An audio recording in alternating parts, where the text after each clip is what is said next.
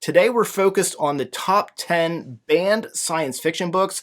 There's not an exact criteria for this, but we're working in enjoyment, how much I'd recommend the read to you, and how much I'd recommend it to you as a banned book read, and then of course the significance of the banning. The first one I have for you today, coming in at number 10, is Ender's Game by Orson Scott Card, published in 1985. Now this is probably the least banned of the books that are on this list, but it is a good one, and it's sort of ridiculous the reasons why this was banned. One reason that's given is that it's pornographic, and the other is for violence. Now, this is military science fiction. We have children who are sent off to battle school. They're sort of Earth's last hope because we're fighting these alien invaders called the Buggers. They invaded us, and then they kind of went away, but we're not done with them. But we're choosing kids to go after them because the Buggers are so intelligent that everything we throw at them, they learn from it, they adapt, and they get better. So the idea is, well, let's recruit kids because they're going to think differently than adults. Let's put them through this, let's monitor, see who the best of the best are. Then we'll put them through this battle school up in space, and we'll do sort of these war game scenarios where they compete against each other, and we're going to find the best leader. Now, some of these kids, like I think Ender is 6 years old when this starts out, they go up to space, and there are a lot of references to the children being naked, but it's not in any kind of salacious way. It really is like, you know, they're in flight and they're naked, I guess. And then there are times when they're in the hallways or the corridors going to their rooms, and it is mentioned that they're naked. It is a little unusual. It's sort of funny too, because the author of the book, Orson Scott Card, is notoriously anti-gay and has fought for, you know, anti-equality legislation and has fought against things like gay marriage, and is himself considered a problematic author because of that, and a lot of people have refused to see the movie for this because of who that author is. But it's also interesting that sort of family rights groups, so-called family right groups, those who he tends to probably be more associated with in terms of like how he thinks and runs himself politically, it's interesting that they would come after this book for pornographic nature. It is a very good read. I'm all for separating the author from the work. The work has been put out there. I read this before I knew anything about this author because I was very young when I read it. It's a great novel, and the sequel is maybe even better, Speaker for the Dead. At number 9 is Saga by Brian K. Vaughan, published in 2012. I think this is the first time I talked about a graphic novel or manga on this channel. I don't read a lot of it, but I was interested in graphic novels a little while ago. And at the comic book store that I went to, I asked, and they recommended 3 different ones to me. One was called God Country. I think another one was sort of like a Batman one. That wasn't something I was really interested in getting into, but I did pick it up. And then also Saga. So God Country and Saga were the first 2 that I read. God Country was kind of neat. It was an interesting concept. This is the one that really kind of blew me away, and it's really sort of interesting. It's very graphic. This was highly enjoyable. There is a lot of nudity. There's obscene language. It's very graphic in the sexual content. So it's not that surprising to me that this is on the banned books list.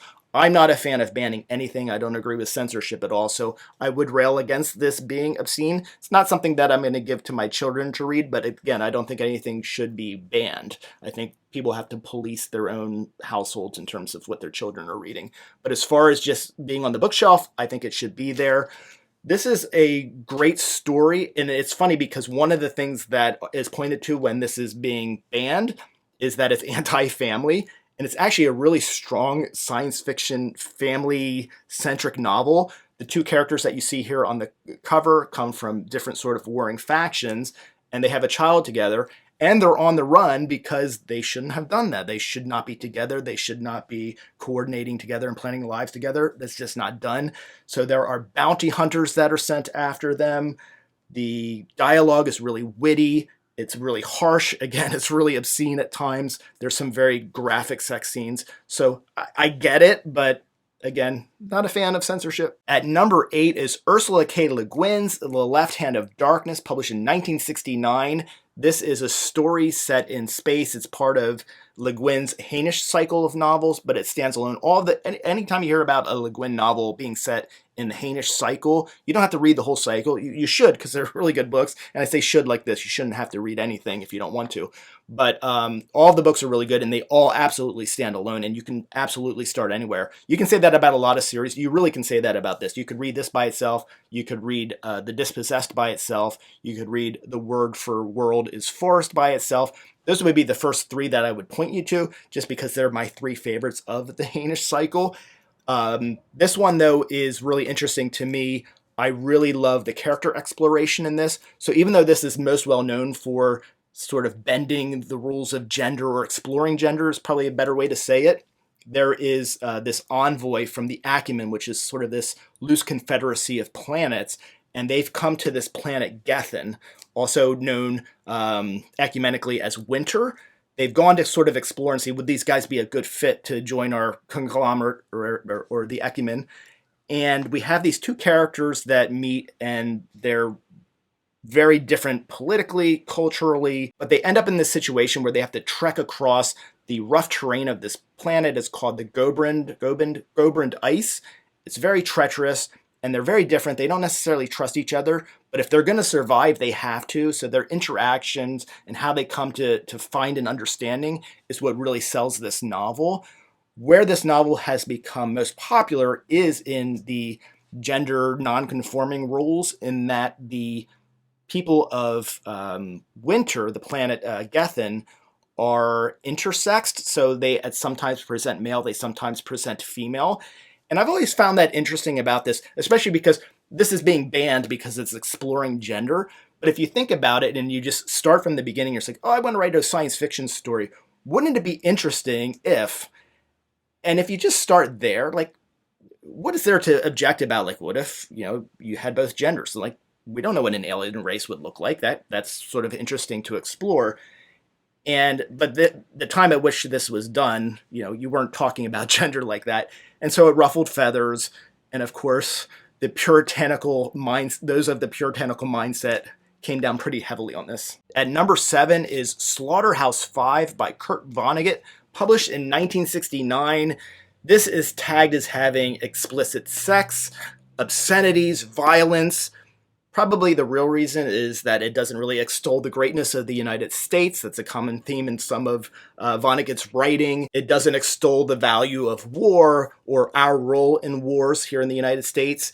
There's mention of homosexuality, just the fact that it exists. And it's just too obviously not a book that's going to celebrate religion. So a lot of times we see with banned books, sometimes they're banned, and the reason given is not always necessarily exactly or directly the reasons why people want to get rid of these. Sometimes it just doesn't reinforce or go along with prevailing social norms or political views of the people who are trying to ban a specific book or a specific author. In Slaughterhouse-Five, we have a character, Billy Pilgrim, who really represents the absurdity of war. So right there is going to be a big red flag for those who are not too happy when you're not, saber rattling and saying, hey, yeah, let's get in the war and blow everybody up.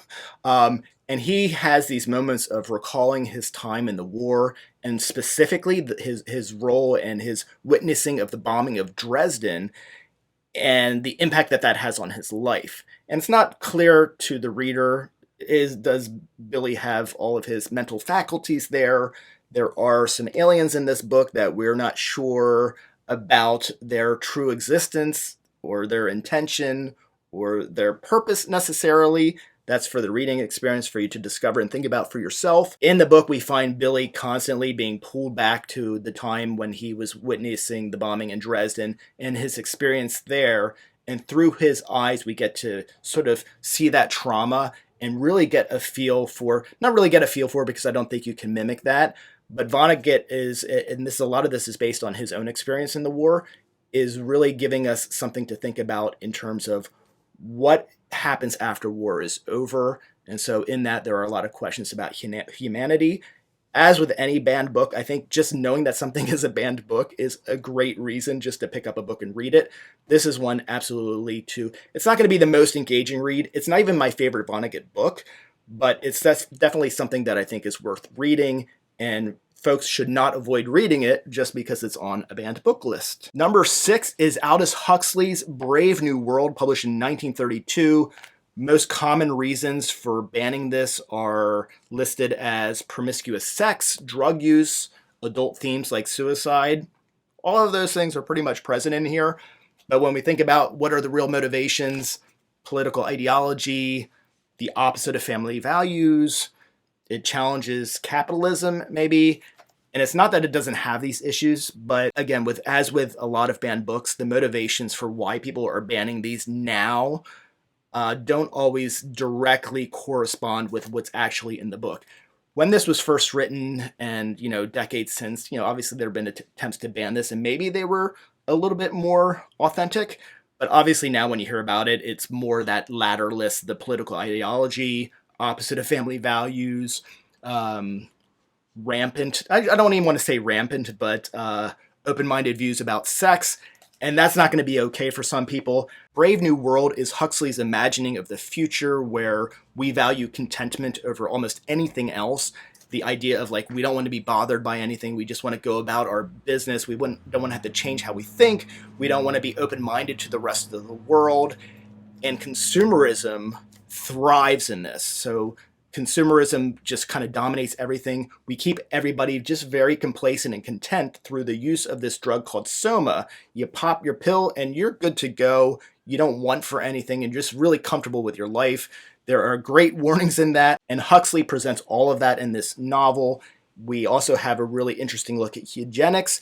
And this is where I think there's a lot of prescience here, this idea that we can make designer babies. That's not quite what's going on here. We are born, created in labs and hatcheries, and that's going to determine right from the get-go what our caste is, what our place in life is going to be, and that's not really going to change. This is going to be one of the strongest dystopian warning novels that you can possibly read. Highly recommend you pick this one up. Number 5, A Clockwork Orange by Anthony Burgess. The reasons that are most often given for banning this book are objectionable language, extreme and senseless violence that's graphic and even sadistic. And the book does have all of these things. Some of the victims in the book are also made out to sort of be the villains. And when this came out in 1962, that idea and then the graphic and sadistic nature of the violence, it was not something I think that the general public was ready for.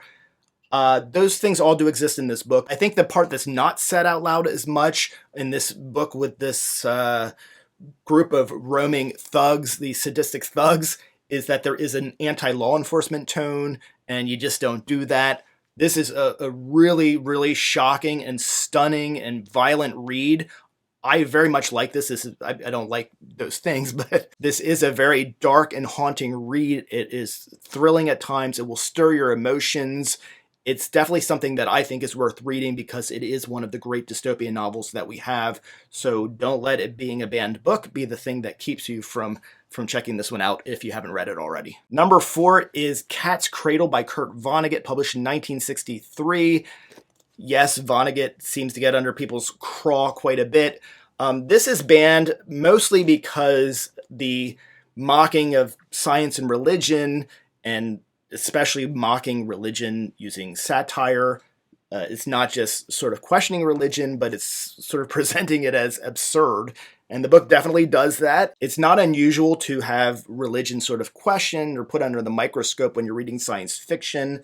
And I think that it shouldn't be a reason for somebody who is atheist, agnostic, religious-minded to step away from a book. If you have strong feelings about religion, then I would imagine those strong feelings can survive reading a book, something that came out of an author's mind. This is a really good one, and yes, it's satirical about religion. There's a religion in here called Bokononism, and it's based on lies. So even just that statement, you're going to sense that there's a satirical element. We meet the narrator right away, Jonah, and Jonah lets us know that he's writing a book about the end of the world, and he lets us know right away he's a Bokononist, and that Bokononism is built on lies. He lets us know that he was initially a Christian and has, I guess, converted. The book that Jonah is writing, The End of the World, is about what happened the day that we dropped the atomic bomb on Hiroshima. He's mostly focused on this character, Felix Honecker,